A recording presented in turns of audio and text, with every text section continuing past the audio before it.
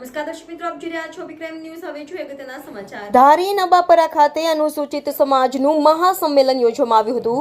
અનુસૂચિત જાતિની જમીનના મામલે આ મીટિંગ મળી હતી, જેમાં મુખ્ય ચર્ચા અનુસૂચિત મંડળીની સરકાર પાસે જમીનની માંગ કરવામાં આવી હતી. અમુક ખરાબા અને ડુંગરાળ જમીનને બદલે ખેતી લાયક જમીન મળે અને સમાજના લોકોને રોજીરોટી મળે એ હેતુથી 1000 આસપાસ સમાજના લોકોનું સંમેલન મળ્યું હતું અને અગાઉ પણ આ જ બાબતે પ્રાંત સાહેબને આવેદન પાઠવેલું હતું કે મંડળીના પદાધિકારીઓ દ્વારા જમીન બારોબાર વેચી નાખી ભ્રષ્ટાચાર આચરીને ખીચા ભરી લીધા છે.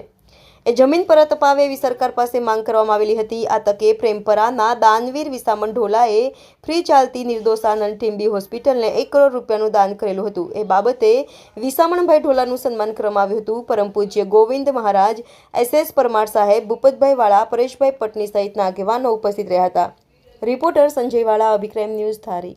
સાહેબ, આજે ધારી તાલુકા અનુસૂચિત જાતિ સમુદાય અહીંયા નબાપરામાં ગૌતમભાઈ દાફડાની વાડીએ એક કાર્યક્રમ રાખેલો, જેમાં તાજેતરમાં ટીમ્બી હોસ્પિટલ ખાતે લગભગ 1 કરોડ રૂપિયા જેટલું મહાત્મા રકમનું દાન આપેલ દાતાશ્રી વિહામણભાઈ ઢોલાનું અદકેરું બહુમાન કરવામાં આવેલું.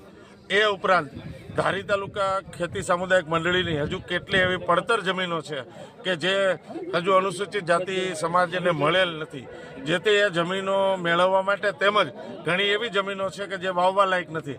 એથી સરકારશ્રીમાં અમારી એવી રજૂઆત છે કે જે ડુંગરા અને એવી જે ખરાબાની જે જમીન છે એને બદલે અમે સારી જમીન મેળવી લઈએ. એના માટે આજે 800 થી 1000 જેટલા અનુજાતિ સમુદાયના આગેવાનો સૌ એકત્રિત થયા છીએ.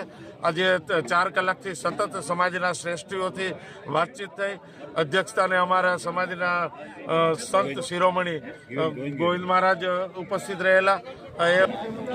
આ મીટિંગ તાલુકાના સમસ્ત દલિત સમાજની એક સરસ મજાનું અહીંયા ગૌતમભાઈની વાડીએ આયોજન કરવામાં આવેલું કે મંડળીઓની જમીન જે રહી એ ખાલસા કરવાનું જ્યારે સરકાર કહી રહી છે, એ જમીન ખાલસા ન થાય અને સમાજ જે છે દલિત સમાજ એવો ગરીબ સમાજ છે, એ ગરીબ સમાજને આ જમીન મળે એ હેતુસભર ધારી તાલુકાના આગેવાન શ્રી શાંતિલાલભાઈ પરમાર સાહેબે 1000 માણસોને અહીંયા રસોડું ઊભું કરી અને જાગૃત આ દલિત સમાજને કરવા માટેનો આ કાર્યક્રમ હતો.